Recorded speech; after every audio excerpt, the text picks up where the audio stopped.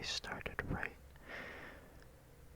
So I want you to just first stand up and stretch your arms wide as possible, like you're a bird. And I just want you to feel the individual muscles and tendons within your hands and your arms. Just feel them pull a little bit more further away from you every time. Also try to imagine the ridges in your back, because I'm a bit of an older, well, not older per se, but I'm not that young anymore. So I always need to stretch to make sure that I don't hurt myself doing like really heavy lifting or like exercising like that.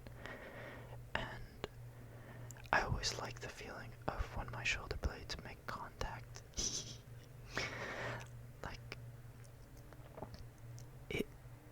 it just feels satisfying and complete to know that I'm getting a full rotation out of it, or that they're kind of pinching together.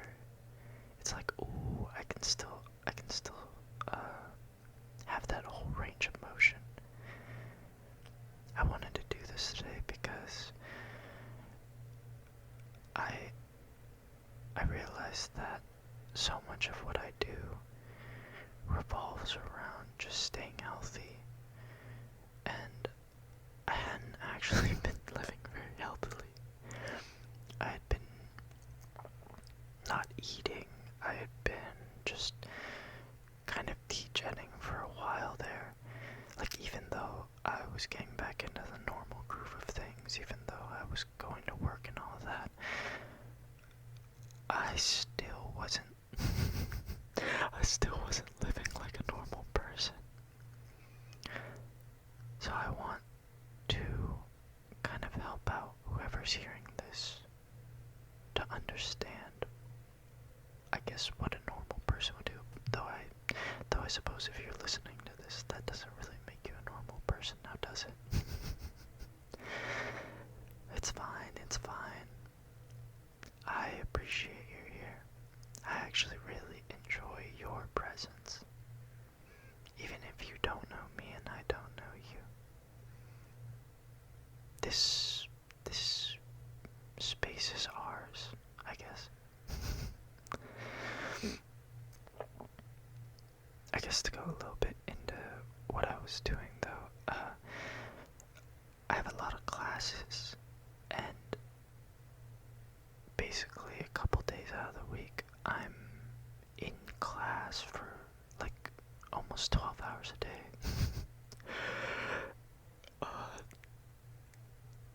That sounds like a lot, doesn't it? That sounds like a bit of an overwhelming amount to always be in class for. But it's what I want to do, and it's important to me that I really finish strong. So I took what I believe the maximum amount of classes to be, and it's been a couple weeks. I can't tell if I'm sinking or drowning or if I've fallen out of love with it.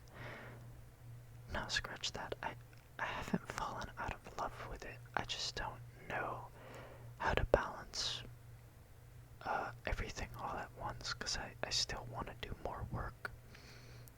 And I know that sounds really grindy, and I know that sounds like, no, why would you do that? Why would you want more work? But it's all to achieve my goals, and I kind of need to do it.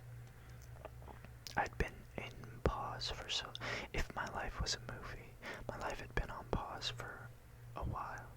So things like this, things like classes, things like work, they all function into doing something bigger, something better. And I know that's really a selfish mentality, to my body at least. But don't worry, I'm aware. I'm taking the steps necessary to fix it. And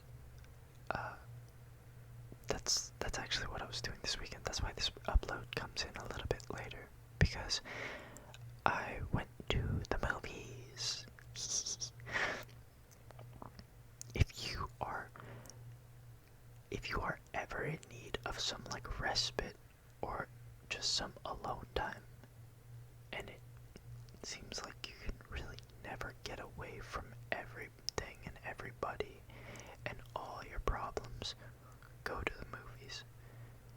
Matter of fact, go to an early movie.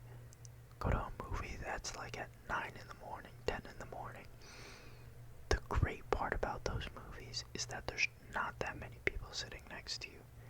And sometimes you might be the only one there. And I know that sounds kind of scary to a lot of people. I know that sounds like, why would you do that? Why would you subject yourself to such like loneliness? But it's not loneliness. See, I think a lot of people misunderstand solitude for loneliness. The choice of doing it versus being uncomfortable in it. When one's lonely, that means they're uncomfortable in their own being. But when someone chooses solitude, that means that person only wants their own being. And I think movies are a great place to do that, because nobody's talking except the silver screen. You shouldn't be on your phone. This is a PSA announcement. If you are on your phone during the movies at any time, you will be found. We will find you. I'm kidding. There's no group of people coming to find you, but you really shouldn't be on your phone during the movies. Like, I don't know when that changed. I don't know if that ever did change or if people are trying to change that, but please, while you're at the movies, especially if you're in a back theater, try not to be on your phone. Try not to be talking too loudly, because that really ruins the experience for a lot of people. Movies are a really special place for me to get away, because I grew up loving the movies. I grew up loving the experience. It was always an outing. There's always a certain vibe and energy that gets associated with going out for the movies. Like, you really took time out of your week to go out with all of these other people, show up at the same location, and sit down in a theater together to watch this new premiere. And these people aren't like your family or anything. They're not obligated. They're not like obligated. So, I don't know, I just always have fond memories of that. I know, at least it used to be very cheap to go to the movies. Like, tickets would only cost you $7 or $6. But now, I don't know, I feel like movies are getting a bit pricey. But at the same time, I also understand that making art in general is becoming more pricey. So, it's a kind of back and forth situation where you want to lower the price of one, but you can't lower the price of the other. And I think that's really sad, because shit just needs to get cheaper. I think things just need to get cheaper. And I don't know how we'd go about doing that, but doing programs for younger people, I think, is a great place to start. Sorry, I got into a really long tangent about that. What I was doing this weekend. Oh my gosh. I was not expecting that wrapped around like way too far for like no reason at all. I don't know why I did that. Oh my gosh. The movie was, I wouldn't call it a movie per se. It was more like a couple of anime episodes strung together. It's called Gundam Quacks G Q U U U U U U X. That's 6 U's. That's a lot of U's.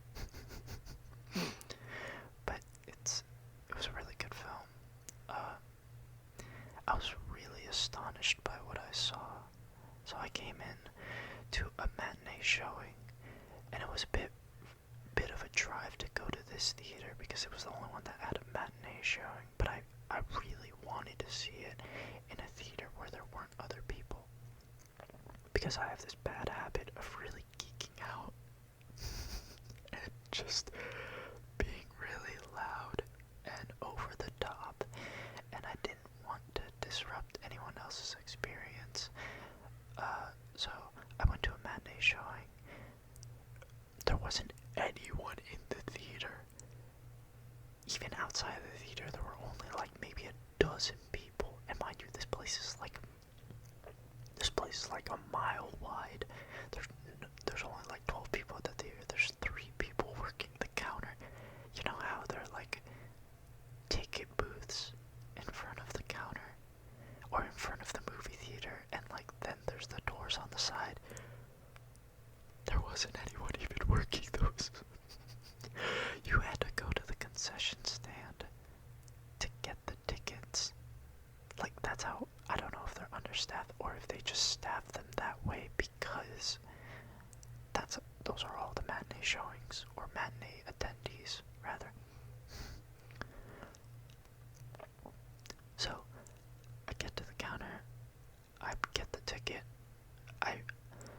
part of me is hoping there's someone there, but also a big part of me is really hoping there's no one there so I can just geek out even louder. And sure enough, there is no one there. I'm really happy there's no one there, because that means I can just do whatever I want. So I chose like a really high up seat, but I realized that the screen isn't that wide, so it's a bit zoomed out when I get inside. So because there's no one there, I just move all the way down to like the 3rd row of the like ascending aisles, basically, or like, I think it was like the 2nd row of the ascending aisles. I plant myself like dead center in the middle, and there are these posters on the side of the wall. They're like mountains, and if you know anything about Gundam, or at least like early Gundam, a lot of it's based around like spaghetti westerns and like opera at the same time. It's like an operatic in space, and I thought those mountains were really good for what is going to be essentially a spacefaring film. It just looked right to me. I don't know. I know that wasn't intentional on their part, but I don't know, something about it just struck me. So I sit down, I kick back for a little bit, and when it starts, I can feel the atmosphere change. And it probably wouldn't change for anyone else there, or it probably wouldn't change if anyone else was there. But since I was solo, I just completely full eagle spread out, and then like kicked my feet up on the 2 chairs in front of me. The film started off really strong. It had a lot of backstory in mind. It had a lot of what if moments that really, really messes with your perception. If you know anything about Gundam, if you know about the Zaku, if you know about Zeon, they had a whole scenario that just flips the entire series on its head. It's really good. It's really exciting, and I couldn't believe what I was watching. Story-wise aside, it was also really pretty to look at. Like, you ever look at something and you don't really fully get the depth of it, but you just know that it's pretty. You just know that it's like when you're at a coffee shop and you see that person and you know they are just gorgeous. They're just stunning and beautiful. And you're not quite sure why. You can't put your finger on it. They're not wearing like any crazy outfit. They're not wearing a good face of makeup. They're not even like styled out properly, or or doing something alluring. They're just, you just know they exude that presence. That was like this film in its entirety. This film from top to bottom, just, oh my gosh, there's some like loud humming outside. Okay, and we're back. I'm so sorry. I had to cut it there because they were just, oh my gosh, so noisy in the morning. Anyway, yeah, that film really helped replenish and rejuvenate what I had in mind, or not what I had in mind, what I had like stuck in my mind, which was the need to consume. I think a lot of people, when they talk about consumers, they talk about it in a negative connotation, but you're not really living if you're not consuming something. Like, the whole point of life is to consume and to keep going and to keep finding out new things. Like, it's kind of like, I don't want to use that analogy. I was about to use a really crazy analogy, and I was like, wait a minute, I don't know who's gonna be listening to this. I should not do that. Okay. Anyway, if you know what I'm talking about, you know what I'm talking about. That, like, doing that, you're always I don't know why I thought of that as an analogy. Oh my gosh. Okay, anyway.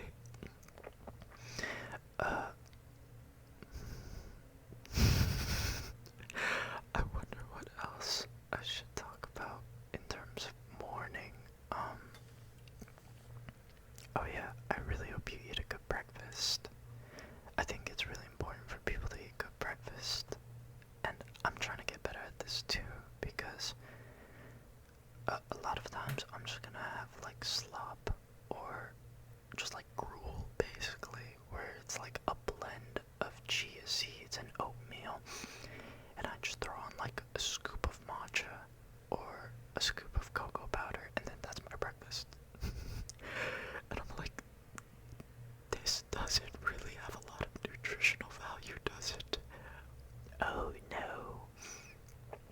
Oh no, my nutritional, I don't even add bananas on it, I don't add berries, I don't add any sort of, like, healthy supplements.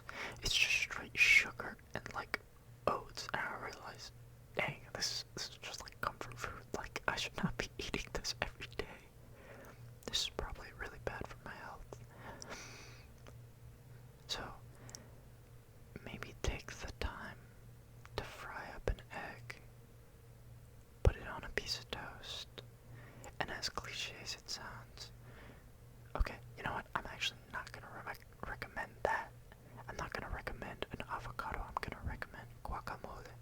If you make actual guacamole, which is really simple, I think a lot of people over-sensationalize it, but it's just blended up things. And yes, even it could just be called like vegetable slop, but it's not, okay? It's a very fine blend. Like, you can tell when someone knows how to make guacamole with like a molcajete, or if it's just like, oh, I diced up some avocado, I put some like QP mayo in it.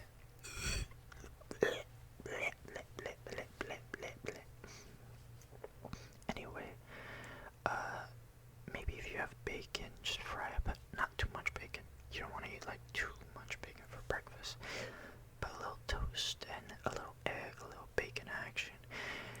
Making pancakes, making bacon pancakes, making bacon pancakes. That was my favorite. That was my favorite song from Adventure Time. Not any of like the Rebecca Sugar songs, but Jake's bacon pancake song. I ended up actually making bacon pancakes for class one year, and I don't know, since then it's stuck with me. But always make sure to eat good food in the morning, and make sure that it's varied, because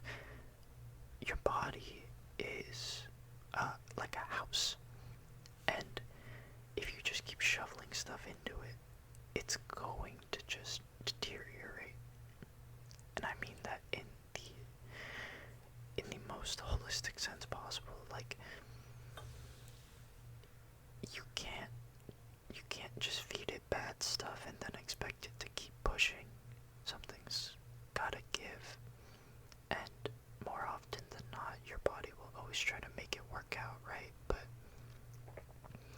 just because it's working out doesn't mean your body won't overreact to some of the things that you're doing.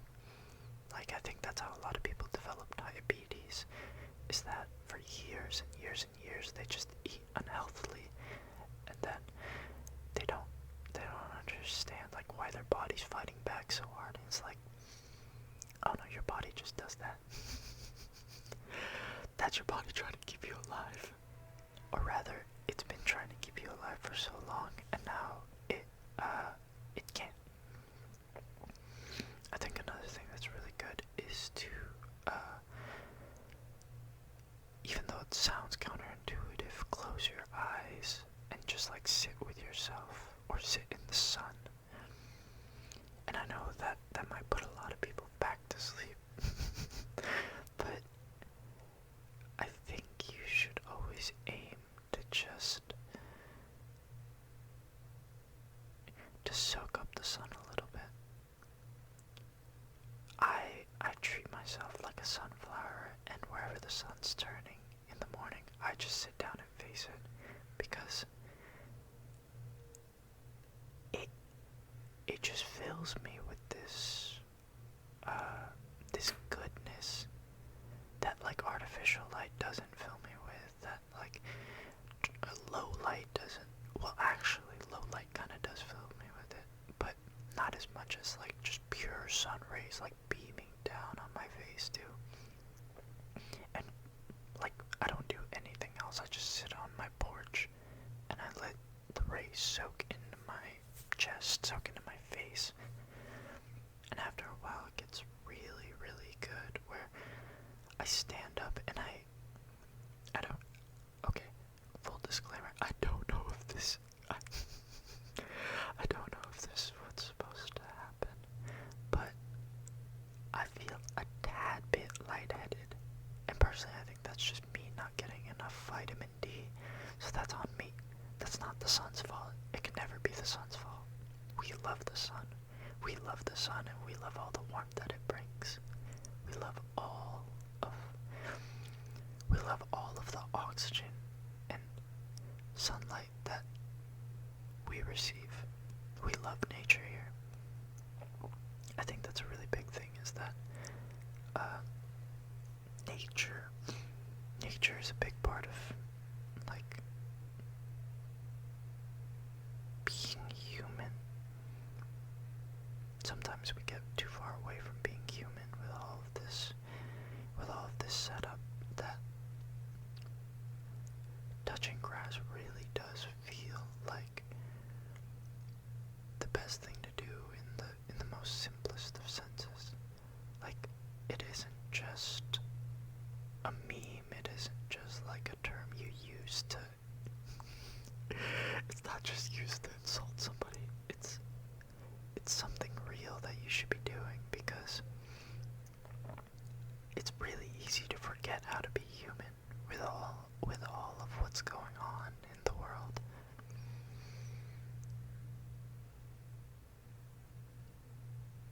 And I hope that you don't forget to be human when you come here. I hope these one-sided chats that we have about being human and being present and being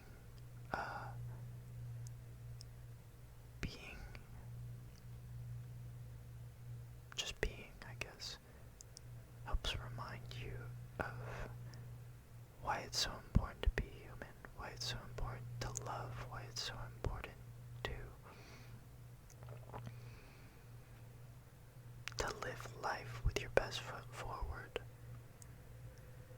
Because for a long time, or not for a long time, I would say more recently, a lot of people for the past few years really thrived off setting culture as nonchalant. Like it was okay to not try, it was okay to just barely pass, it was okay to just, like, even the term C's